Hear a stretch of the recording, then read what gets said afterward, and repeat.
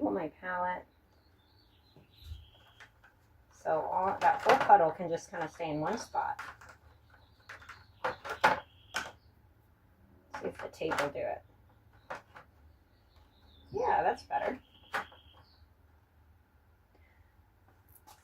I really want to, sorry, that was a lot of me doing nothing on camera, but I really want to try to get my working palette to give me a little corner or a little spot where I can make sure all that pigment is together, it's swirling around, it's not getting stuck on other parts of the paper. Okay, starting to build a little bit more consistency with the paint. I'm going to go for some more ultramarine. I don't like to put ultramarine in a mix too much because it tends to granulate. Ooh, this is a pretty blue. I love it. I need some more pigment.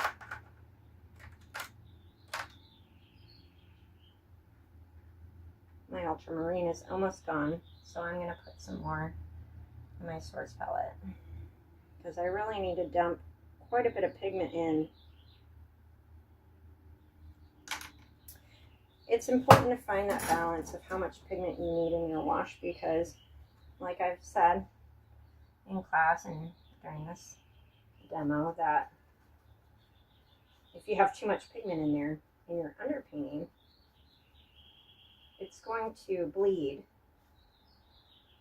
into the other parts. That's a nice consistency. I think I'm out of coffee now. It's hard to build it up when you're trying to work in a big puddle. So I want to darken up the Terminator and the beginning of that core shadow, and then pretty much all of the cast shadow. I do see within the cast shadow some lighter tones, so I'm going to try to play around with that in a minute. I have to remember that the cast shadow is going to be a very dark thing, but with soft edges, so I really need to push that using my layers. Okay, I don't want a lot of liquid on my brush, and I'm gonna, oops, sorry. I'm gonna try to carefully find my lines and follow that Terminator line.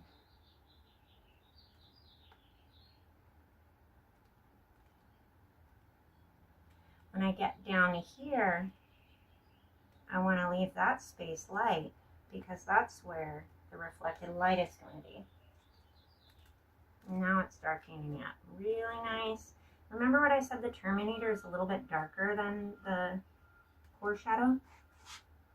So this is kind of this space where you can work that out. This is wet on dry, so these edges are real sharp. I'm going to have to come back in and soften them with a slightly damp brush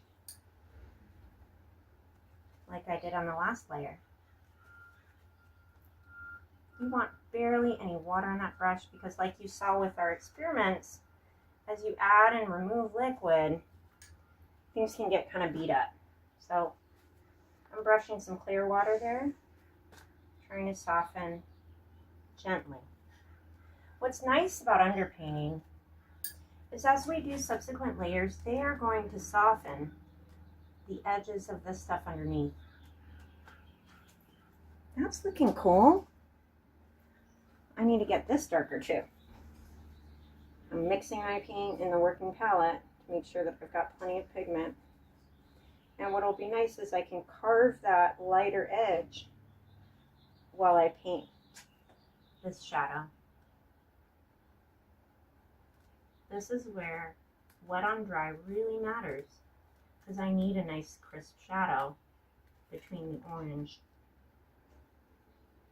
and its cast shadow.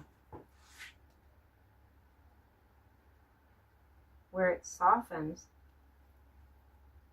is further out from the cast shadow.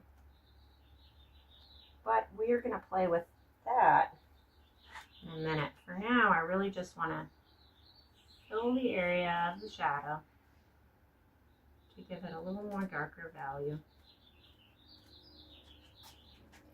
And if I wanted to, I could, with a little wet on wet, try to get a little more pigment into this area because I know I want significant shadow there later.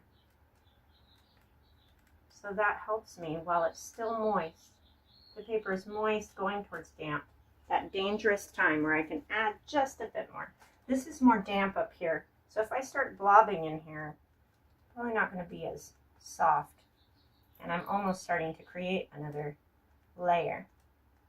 But since it's still a little damp, I can beef up some of that sharp edge of the Terminator that is so important. There's areas where there's soft transitions down in this part, but this edge is so sharp. If I can define that as I go along, I really save myself some trouble.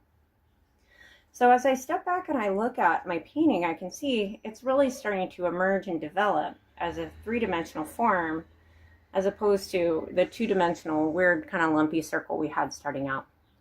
Again, I'm going to need a nice dry surface to continue, because as we're carving out this shadow, we have areas that we need to keep a sharp edge.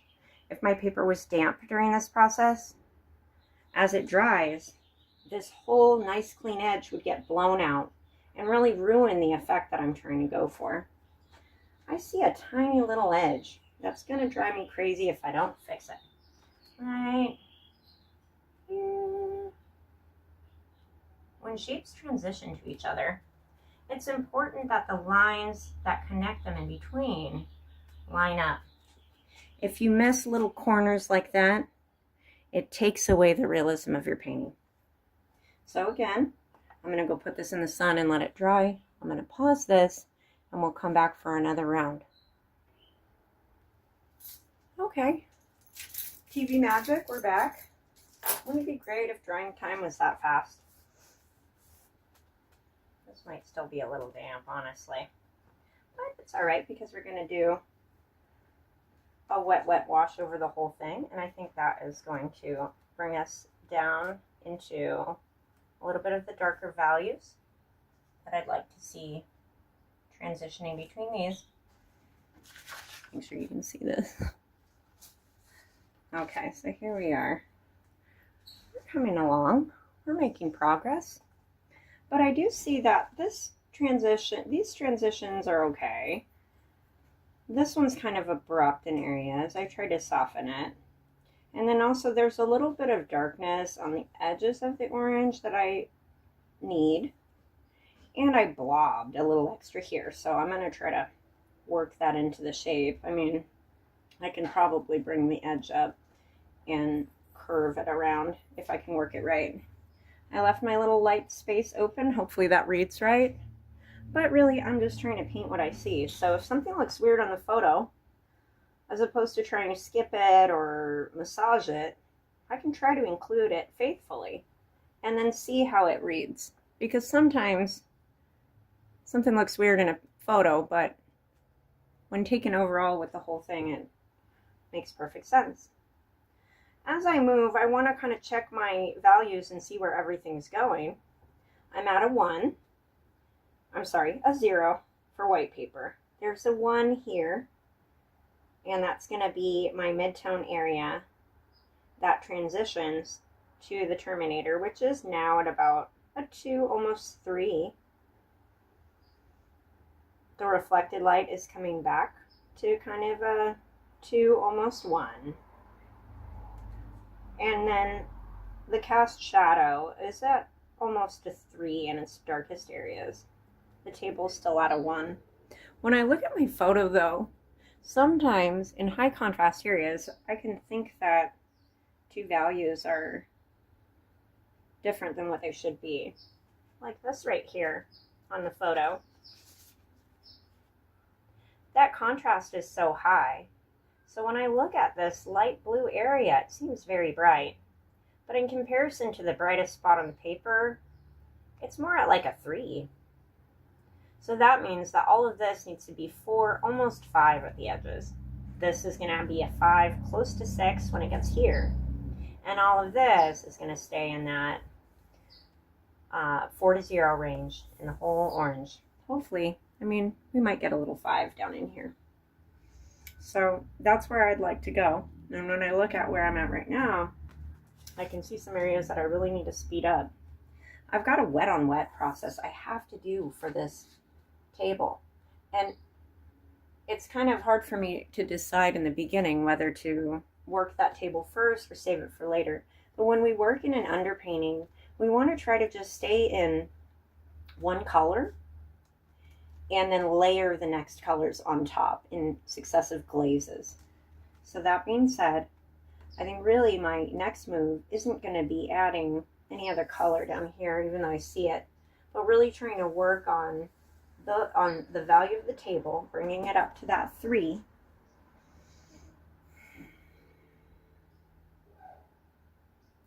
And punching some of these darkest values before I move into orange. I want to isolate my processes with these 2 colors at first, so that way it doesn't get too muddy and I can define my shadows nicely. So let me grab my brush, get my paint mixed up here. So I have to see on this next round that I not only darken up this surface in the cast shadow, but I darken up some of the values on the orange as well. Most of this white area is going to become local color or go into these yellows and warm whites. And so when the shadow happens here, I feel like it needs a little bit more darkness.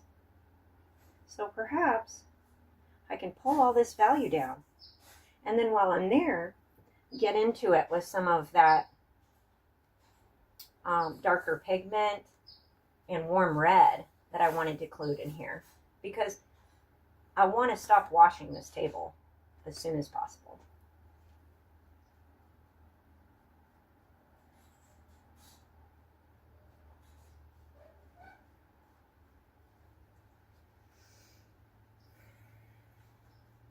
Sorry, I'm just taking a minute to think and mix paint while I make sure I know what I want to do. If I'm going to hit it with a whole flat wash, I'll have to angle my board. And then as soon as I'm done, I'm going to have to set it down and start hitting these outside areas with that warm red. I'm wondering though, how it will affect the edge of my orange here. Now I'm going to be using orange, and I think a warm red is going to play into my color scheme. But I want to just kind of take a moment and look at that before I move on. Honestly, I think my paper can take one more wash, one more layer, I'll say, and some darker values on the orange and the cast shadow before I start trying to do all that. Like, I'd like to figure out what all just can I put on here for blue to create darker shadow. I'm grabbing a smaller brush. I'm not changing my paint consistency. I'm at a coffee right now, and I think this is a good washing level. I don't want too much paint on my brush. So I see where some darkness needs to come in here. Now you see I'm really choked up on my brush. I'm trying to get in and do some detail. When I'm coming in for this tighter work, I kind of shift between how I hold my brush. But I really like kind of the texture and stuff, and I want to try to bring some of that in as I try to get a little bit more of a realistic shadow from the Terminator that's becoming a core shadow. My brushwork is kind of helping me create the texture by angling it different ways and adding little dots of pigment here and there. I see a little more. These underpainting layers are a fun place to start texture because they do soften.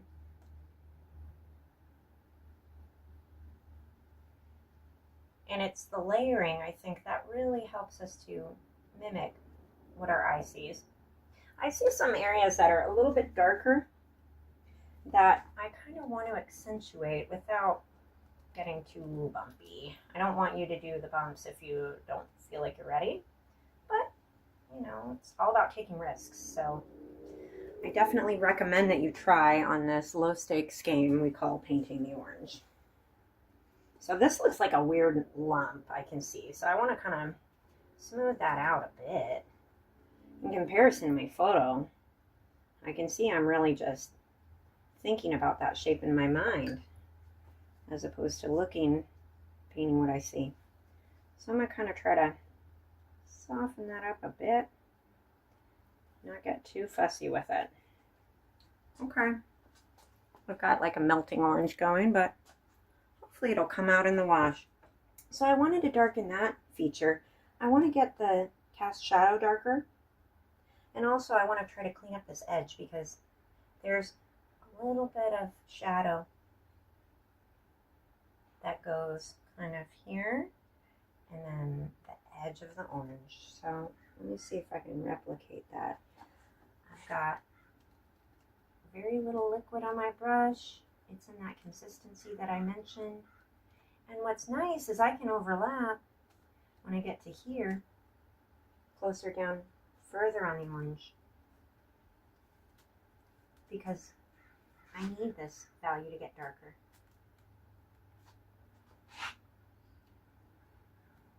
The whole time we're really trying to avoid overlapping edges.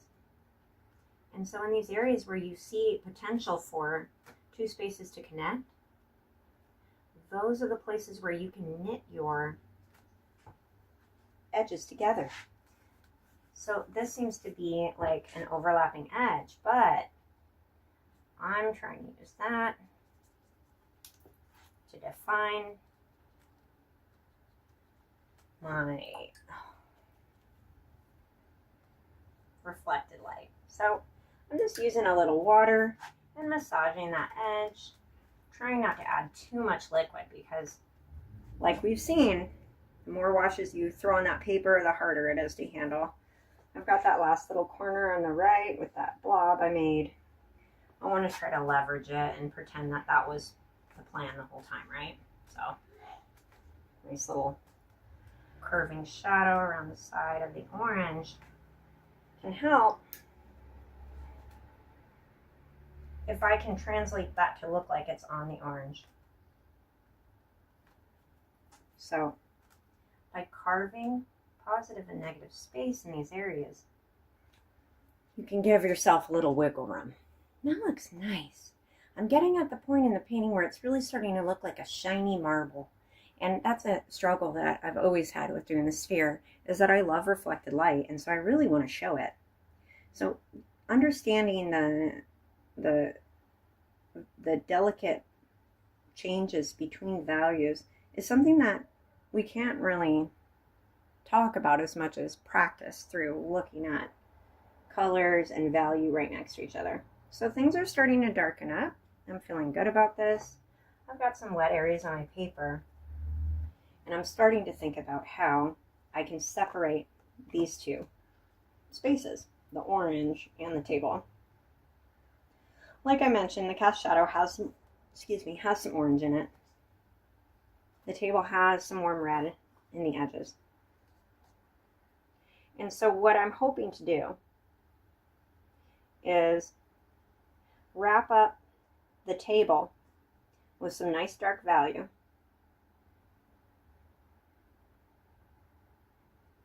That can also work some of the edges of my cast shadow.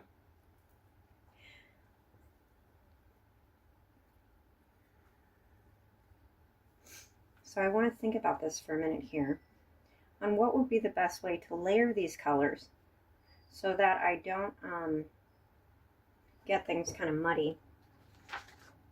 Once I'm done with blue, I'm going to start working with orange.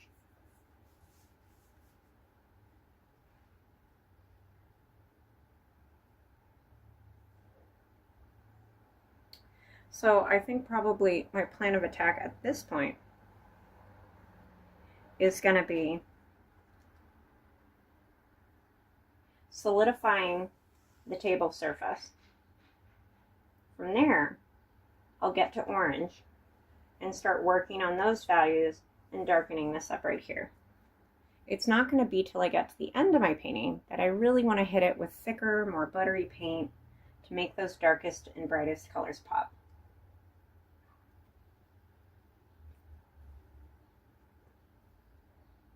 So for this wash, I would like to wash just the table. Put my source aside. Let's see how my video is doing. Okay.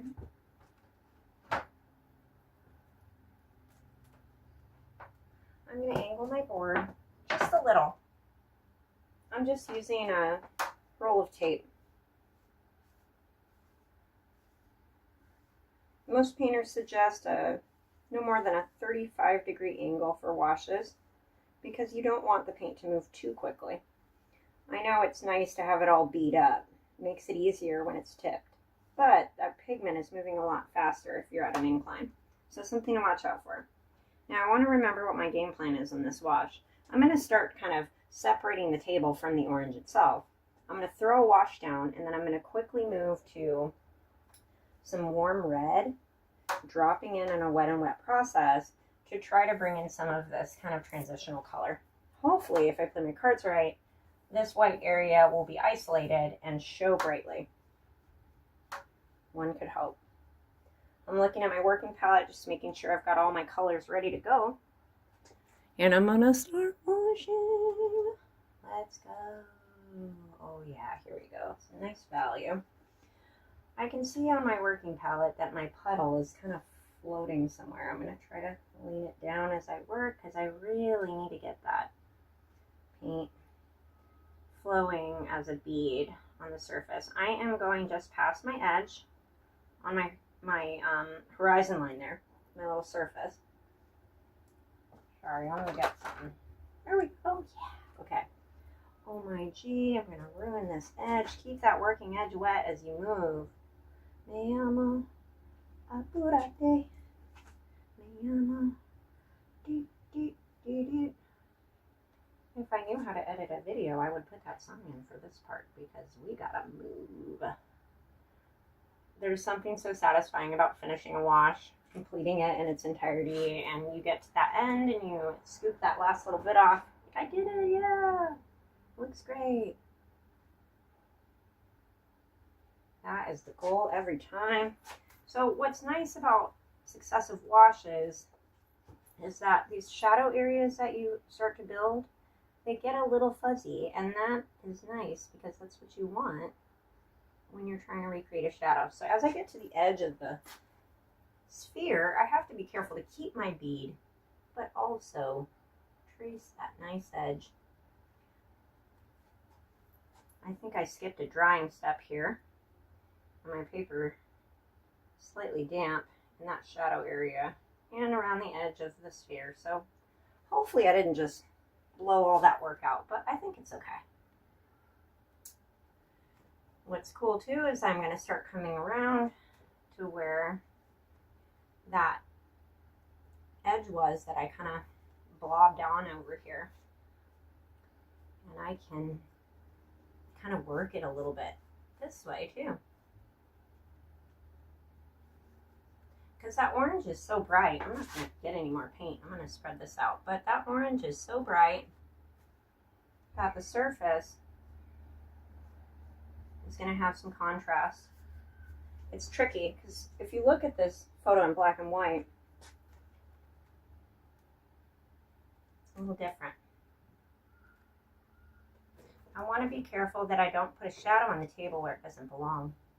But because I messed up with that blobby thing earlier, it might not be able to save it. I'm going to just pause for a second.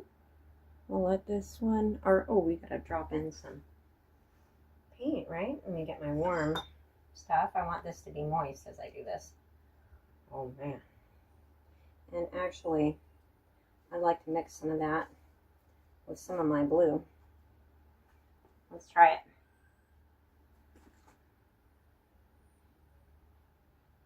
I feel confident throwing some of this in because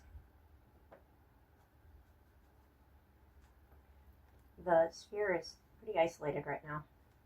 This is really hot for what I'm trying to do. I want some more blue in my mix. But I also need to be careful that I'm not introducing too much more liquid to the surface. See how it's getting washed out? Let's pick some of that up. Oh man, I really screwed the pooch on this one. Get some more blue. In a slightly thicker consistency with some of that red. And try to dab it back in. Okay, that's better. I mixed warm red with the blue mix that I had going. And now I'm trying to introduce that pigment onto the paper. I'm noticing the warm red is really granulating from the paint that I'm using.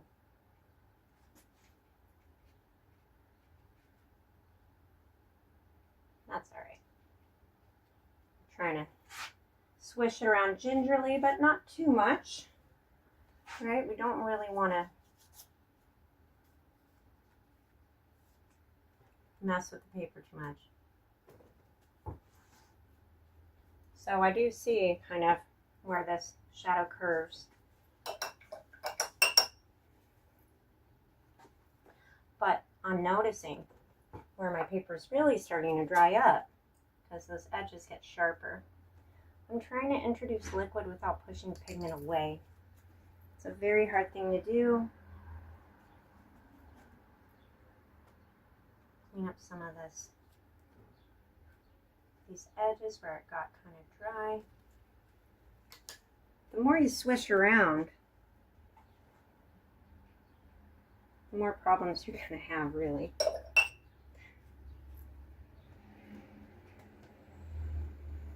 Now, since my sphere was a little bit wet when I started out on this wash, it's kind of in a dicey spot. I've got dry paper, I've got damp paper, and then I've got moist going to damp there. I don't want to fuss around with this too much more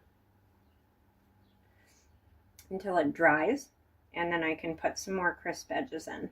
But I feel okay about the surface, and I think that while it looks like a very bright blue now, once I put the orange in and then do the black background, it's going to soften down to what reads as more of a white, hopefully.